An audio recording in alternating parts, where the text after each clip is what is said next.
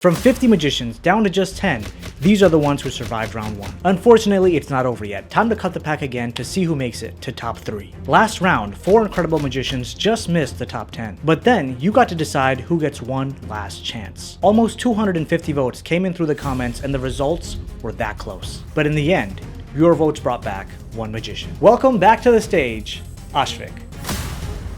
You've officially joined the top 10, now the top 11, moving on to the semifinals. Good work. And now I need everyone to stay tuned because later in this video, I'm going to be handing you all the power. To recap, 50 magicians entered, we narrowed it down to the top 10, you got to decide on the wildcard winner, and now we have the top 11. Each of these magicians brought something different to the table, whether that was creativity, skills, showmanship. Every one of them earned their spot. Just to celebrate everyone before we move on, these are some of my favorite moments from the top 11. Thank you. I'm just kidding, of course, that's not the trick. We have here 1, 2, and 3. Now, that makes me hungry, so I'll just take some oranges. See, I think that's what I really enjoyed about Astik's entry, is that he has almost a sense of dry humor, which personally I love. So I find it hilarious. I also think the performance was a lot of fun. He incorporated a bunch of different techniques. So it was top 10. The elements, the 4 aces, and 12 different cards, okay? So let's place the cards face down. Man, like Ignacio did such a great job. I think first time I saw it, I'm like, oh, I think I know what happened. Second time I saw it, I'm like, wait, I am sure I don't know what happened. And after watching it a couple times, I'm like, oh, man, now I see. Now I can kind of re-engineer it in my mind or on with cards. I'm like, damn, this was a really phenomenal trick. Like, I didn't even realize the level of skill it required the first time I looked at it. So I'm like, wow. A while ago I said that we get to this later, and it is officially later.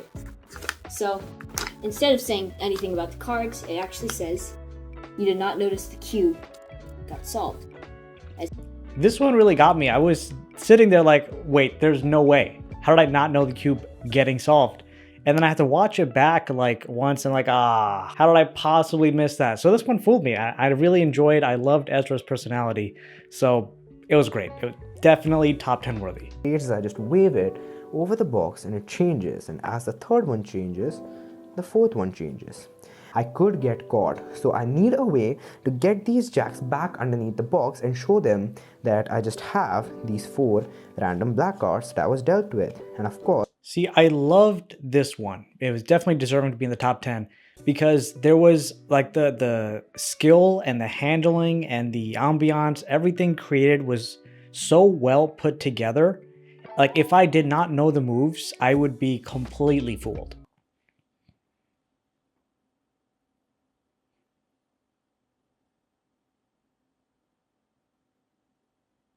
Like I said, this man felt like a true magician to me. I really enjoyed watching this performance. And I just wish there was a bit more done with like some kind of music or some kind of patter. I feel like that would have taken away attention from a lot that was being done. But the amount that he was able to do so much and it felt very fluid, obviously top 10. The card that I selected was also the Queen of Spades. But what if that was fate? Because you see, I have had a note card sitting here this entire time. And on it says, the Queen of Spades.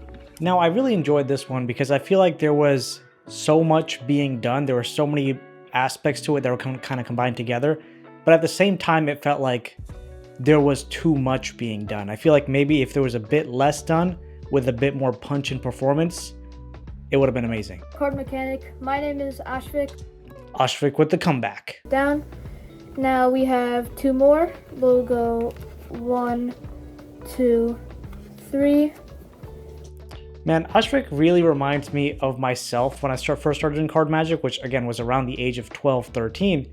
And the handling is so close to like what I was doing. I don't think I was nearly this good, but in terms of how I was thinking and how I was doing moves was at this level. So just from my perspective, I feel like things could be a bit cleaner. I feel like performance could be more practiced, but like everything is there. It just needs to be refined and this would be killer. There it is right there. 3 of diamonds. I love this concept of like a manual invisible deck. And like I said before, like the handling is done so well. I just wish this was done in person so I can not catch the moves. But it's just really tough to do on camera. But overall, so good. Top 10, as you know. That right here. Victor implemented so many great techniques. And personally, I feel like, damn, why didn't I think of doing it that way? Or like, why did I not try practicing that? So a lot of cool ideas here, a lot of good skill. So of course, top 10.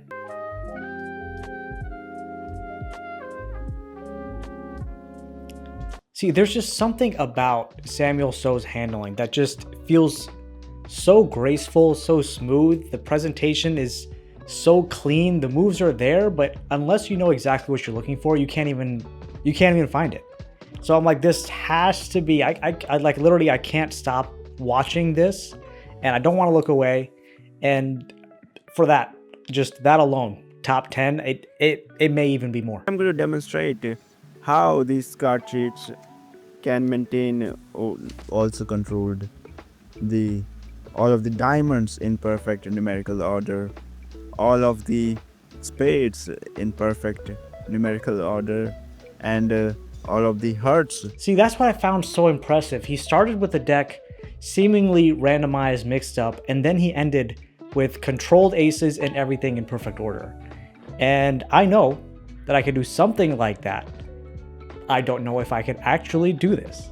So I do feel like performance could have been a little bit better, but skill level was like through the roof. Top 10. And now it's time. I'm gonna be honest, it's getting harder and harder for me to choose every round. I went back and forth for hours before narrowing it down to 3 performances that stood out to me the most. These are your top 3. 4 aces and 12 different cards, okay? So let's place the cards face down. And let me tell you one thing. It is important to notice that the whole packet is just what it is. A packet of cards. Nothing strange going on. That is a strange way to show cards. You can see all the but faces, we go with it. all the backs. Nothing to be seen. And the 4 aces are just going to be one see, like that card. seemed like some shady behavior, which I didn't really notice the first time This is around. the setup, and this is where magic begins. Let's go to the first packet. 1, 2, 3, 4 cards. But watch. Just like this, something magical happens. Such a clean count. Like, the way he's 1, counting 2, is so clean. 3 cards. The ace is gone. In the second packet, 1, 2, 3, 4 cards. And like, watch did the you see second that deal? Ace gone. Just like What is this. happening? Where are the aces? Well, the answer is very simple and beautiful at the same time. They are right before your eyes. 1, 2, 3. Like, come on, that's kind of Thanks a crazy. lot. See you next time. Sorry, before you leave, the prediction. I get a prize. And the fact that he did that, and then still had the confidence to be like, I'm going to get a prize in CardMechanics Magic Contest. I didn't clearly see it the first time around, but this is top 3. This is taking out of the deck right now for a moment because I'm going to stress the positions of the aces in right now. Like you can see that I will just spread it over here, and you can see that the aces are very far away from each other in different parts of the deck, and Like, the cards are squared up. That was so completely. clean. And you know that I have no control over the aces whatsoever, and we will even randomize the positions even more. So now that you know that I have The shuffling does seem a aces, bit sus. I will challenge even. But the fact that he's still able to do these controls perfectly Pharaoh, doing it in it's- only 2 it's shuffles. kinda I insane. will control the aces by only 2 shuffles. On a very good day, I can get to all 4 of them. So here goes the ace of clubs, the ace of hearts, the ace of spades, and the ace of diamonds. see, something tells me this man has a very good day every day. Last but not the least, all of the clubs. And in again, the perfect fact that numerical we order. went So from this was what my- looked like a very thoroughly shuffled deck to here is so impressive. I mean, it just had to be top 3. I mean, you already know how I feel about this guy. Like, I'm obsessed.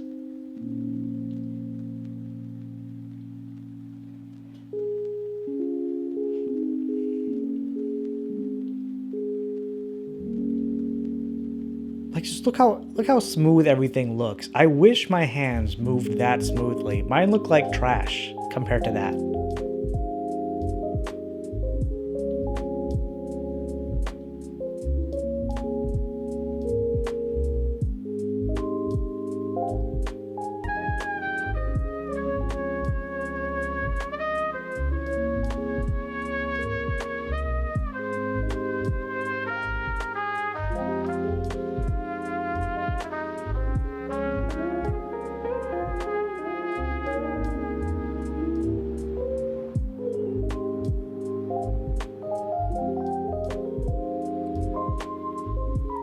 Like, I truly feel like I am too dumb to even understand this trick. It was just flawlessly executed. I loved everything about it. This was an easy top 3 for me. Each of these magicians will walk away with at least $100, but this is where my judgment ends. We're down to the final 3. No more second chances, only one will take home the prize of $250. I mean, the others don't leave empty-handed, but there's only one champion. The power is now in your hands. Who do you think should win? Comment #winner below with the name of the contestant that you want to see take home first place. It's an honor. And if you want to see their full performances, I'll put the link to them in the description. Before we wind down, I want to take a moment to say thank you. This entire contest, Prestige of the Pack, was only possible because of the support from my previous Canis Lupus Alpha Lux Kickstarter. That project really helped me make the prize fund, the production, and everything else you've seen up to this point a reality. So if you want to see more contests like this, more ways for magicians to showcase their craft, make sure you check out my latest project, the Canis Lupus Beta Edition playing cards. They'll be on Kickstarter really soon. The link to them is in the description. Every follow, every pledge, every backer will make the next season of this show possible. And it'll be bigger than ever. And now to wrap up, the final round will be here soon, where I'll showcase the full winning performance and share my last thoughts. Don't forget to cast your votes and subscribe so you don't miss the finale of Prestige of the Pack. I'll see you there.